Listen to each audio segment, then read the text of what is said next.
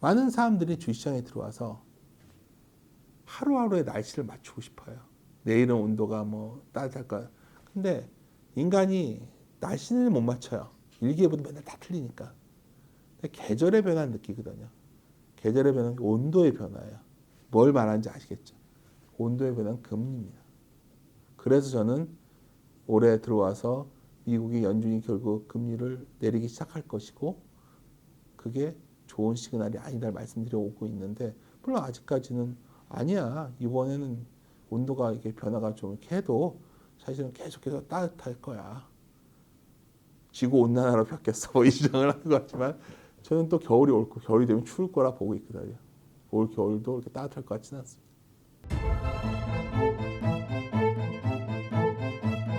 주가는 올라왔지만 여전히 시장의 상존에 있는 우리의 걱정거리는 결국 금리를 올리는 과정에서 뭔가 밑단에서 뭔가 문제가 생겼을 확률이 있고 보통 연준은 경기 침체를 뭐 올 것이다 예고는 안 하지만 뭔가 이 속도 조절이 좀 오게 되면 그때 행동에 나선단 말이에요. 그래서 쉽게 말해 비컷하면 금리는 경기 침체 임박이라는 신호. 그래서 흔히 장단기 역전 이후 해소될 때 주가가 빠졌다. 뭐 이런 논리가 나오는데 여하튼 당장은 파월이 강하게 아니야. 그거 경기 침체 얘기 아니고 그냥 정책 재조정이라 얘기했습니다. 근데 좀 하나 말씀드리고 싶은 게 있어요. 파월이 2021년에 트랜스토리라는 단어를 썼어요. 물가에 대해서 트랜스토리다. 우리 다 그때 이게 일시적이야 뭐 물가 그 다음에 스티키한 물가까지 갔었죠. 끈적끈적한 물가.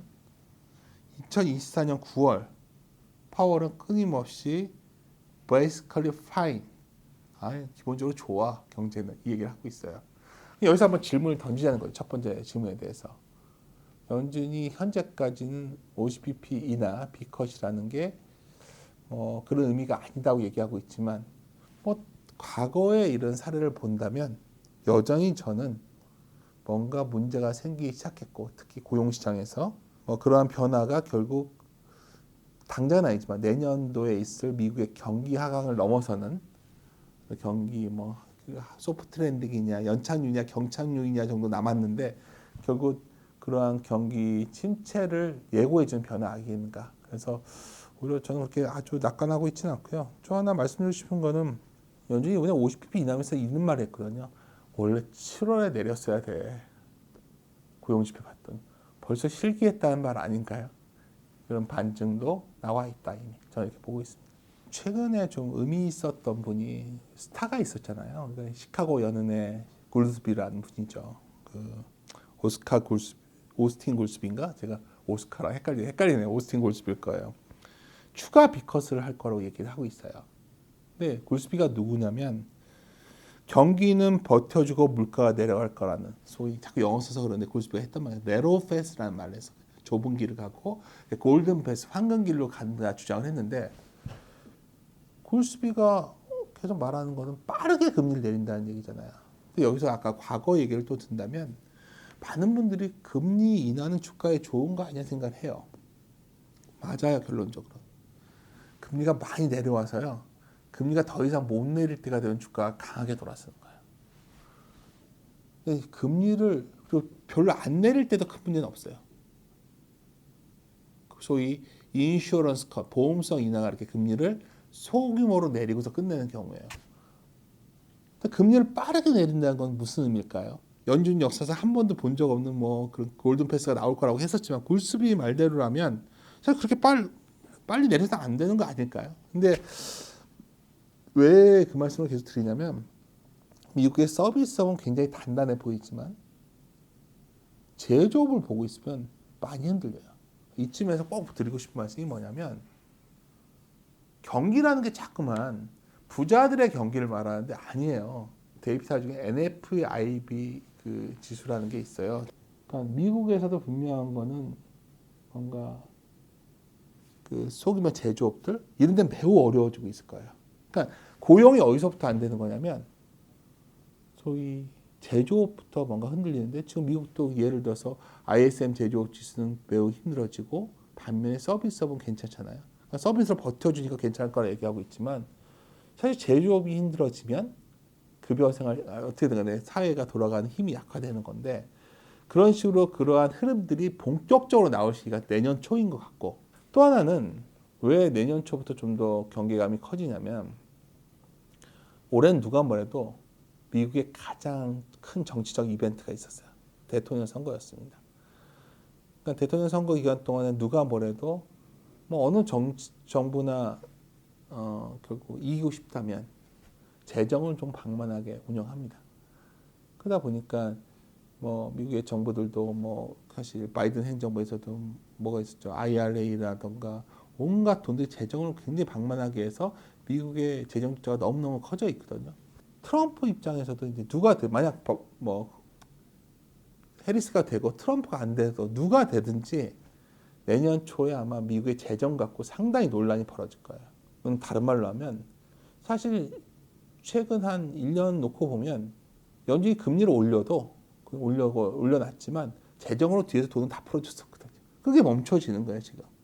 그렇게 된다면 미국 경기를 끌어왔던 어떤 그러한 여러 가지 소위 에너지들 이런 것이 고갈되어 가는 느낌이 내년에 급속히 진행될 가능성이 높습니다. 그래서 결론적으로 사실 그런 것들의 최종적인 게 결국 고용 지표들이 악화되는 걸로 나올 텐데 어쨌든 간에 지금 실업률이 좀 올라왔죠. 뭐 실업률이 이게 지금 뭐 높냐 낮냐 그건 중요치 않아요.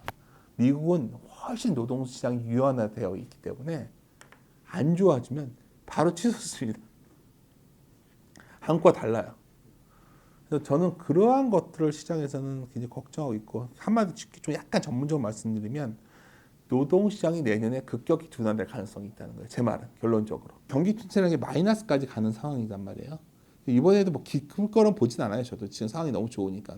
경기가 후퇴 없이 그냥 노랜딩으로 갈 확률은 매우 적다 보고 있고 뭐 대표적인 게 이제 이런 낙관론을 한다면 딱 하나예요. 미국의 소비가 계속 이어질 거로 보는 거죠. 그러니까 여기에 이제 본질적인 미국의 이제 뭐 제가 그림 뭐 이건 세미나면 편한데 대표적인 게 미국은 지금 그 제조업은 되게 안 좋지만 서비스업은 매우 좋아요. 여하튼 그럼 왜 그러냐? 이 제조업 경기 서비스업을 보시면 이 정도 차이가 나요. 제조업 서비스업 제조업 미국에서는 그러니까 예를 들어서 부채 문제가 없다고 주장하는 것 중에 하나가 DSR이 낮다고 주장을 하거든요. 근데 너무 당연한 거 아니에요? 미국은 예를 들어서 금리가 올라오니까 미국이 모기 금리가 올라오니까 집을 안 사는 거죠. 그 데이터 나와요. 안 사요. 그러니까 사람들은 이걸 갖다가 가계의 안정성이다 주장을 하고 있는데 문제는 우리가 중요한 거는 가계가 자기 소득 대비해서 이자를 얼마나 쓰냐잖아요. 그 비용은 어마어마하게 올라오고 있어요. 그러니까 미국도 제가 보기엔 그 고용 지표들을 보면 일자리를 여러 개 하는 계층들이 꽤 늘어나요.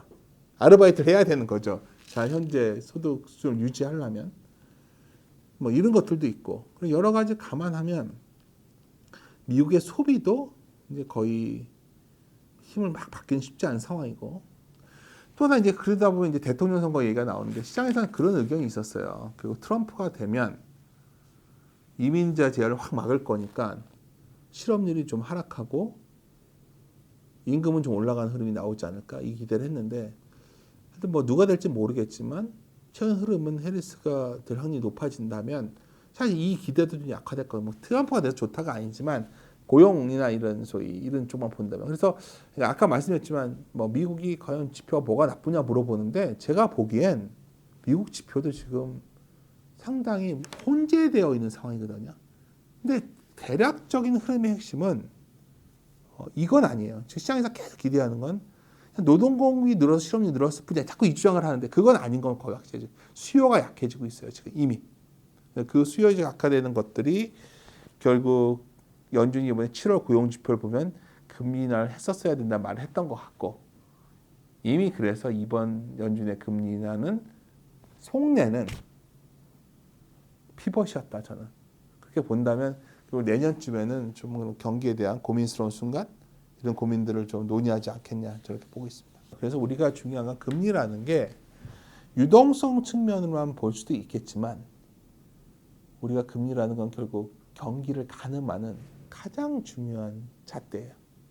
그러면 불황과 경기 사이클을 이용한다는 것은 금리 사이클을 활용한다는 얘기가 되는 거고, 장기적으로 불황의 끝에 주식을 사고 싶잖아요. 그 전략의 핵심은 금리 사이클이 하락을 멈출 때 사는 게 가장 매력적인 거죠. 그래서 저는 이제 뭐 투자 사이클에서 뭐 여러 가지 복잡하게 뭐 이게 엔캐리 청산이 온갖 얘기를 하지만 밑에 깔린 거는 결국 이거예요. 지은 금리 수준에 돈을 빌려서 돈을 쓸 거냐, 집을 살 거냐, 뭐 이런 고민들 아니에요? 버틸 수 있겠는가, 이자를 내면서. 못 버틴 단계에 오니까 금리를 내려준다는 거죠. 더 중요한 건, 제일 중요한 게 아까 슬쩍 말씀드렸지만, 공장을 증설하려고 해도 금리가 만만치 않은 레벨이라면, 투자라는 거, 경제가 뭐예요? Y는 소비를 많이 하거나 투자를 많이 하거나 정부 지출을 늘려야 경제가 좋아질 거 아니에요. 정부 지출은 어떤 상태죠? 미국은 너무 늘려가지고 이제 한계에 왔어요. 기업 투자가 늘어야 되는데 뭐 지금 그래서 뭐 AI 뭐 관련된 인프라 투자를 늘리겠다 하지만 투자의 저변에 깔린 건 다들 모두의 투자 아니겠어요? 개인 소비가 늘리고 이제 모든 게 금리잖아요, 사실. 현재 금리 수준을 과연 어느 정도가 돼야 버텨줄까? 제가 중립금리를 현재는 뭐 3%대 초반을 얘기하는데 모르죠, 뭐 그 정도일지 아닐지. 우리나라 같은 경우에는 더 심해진 것 같고, 우리나라는 지금 아마 이 금리 수준에서 못 버티는 사람들이 훨씬 많아진 것 같거든요. 그러니까 그 증거가 뭐냐면, 경기를 볼 때 중요한 포인트가 뭐냐면, 많은 분들이 경기를 저기 한강변에 있는 아파트 가진 사람들의 경기를 봐요. 그 사람들은 경기가 안 좋을 때 돈을 더 많이 벌어요. 경기는 누굴 말하는 거냐면 어려운 사람들이 얼마나 더 어려워지나를 보는 거예요. 그래서 그렇게 본다면 자영업자들이 더 힘들어질 거고, 중소기업이 더 힘들어질 거고, 아마 급여 생활제에서 중소기업이 더 힘들어질 거고, 상황 그렇지 않나요? 미국이든 한국이든 다. 그게 바로 경기가 안 좋다는 얘기예요. 그런 사람들까지 뭔가 온기가 늘어날 때가 경기가 좋을 때고, 그런 분들이 주시장에 열심히 들어올 때가 증시가 굉장히 강한 화랑이에요. 왜? 여유가 있어야 투자를 할 거 아니에요. 이건 너무나 상식적이에요. 그래서 제가 흔히 좋아하는 말이, 아까 시작할 때 말씀드렸지만, 많은 사람들이 주시장에 들어와서 하루하루의 날씨를 맞추고 싶어요. 내일은 온도가 뭐 따뜻할 거야. 근데 인간이 날씨는 못 맞춰요. 일기예보도 맨날 다 틀리니까. 근데 계절의 변화를 느끼거든요. 계절의 변화는 온도의 변화예요. 뭘 말하는지 아시겠죠? 온도의 변화는 금리입니다. 그래서 저는 올해 들어와서 미국이 연준이 결국 금리를 내리기 시작할 것이고, 그게 좋은 시그널이 아니다를 말씀드려 오고 있는데, 물론 아직까지는 아니야. 이번에는 온도가 이게 변화가 좀 이렇게 해도 사실은 계속해서 따뜻할 거야. 지구 온난화로 바뀌었어. 뭐 이 주장을 하는 것 같지만, 저는 또 겨울이 올 거, 겨울이 되면 추울 거라 보고 있거든요. 올 겨울도 이렇게 따뜻할 것 같지는 않습니다. 금리가 빠른 속도로 내려가느냐 아니냐가 매우 중요해요.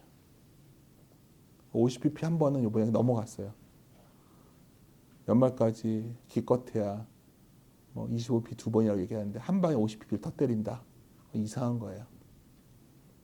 또 하나 봐야 되는 거는 고용인데, 다시 말씀드리지만은 고용 지표는 갑자기 악화되는 경향이 있어요. 근데 제가 보기에는 한 실업률이 지금 한 4.2, 상가다 4.2 왔는데 4.5 정도에 다가가는 시점이 나온다면, 지금 전망은 내년 4.3인데 이거는 확실한 시그널일 거예요. 왜냐하면 그때부터 빨라지거든요.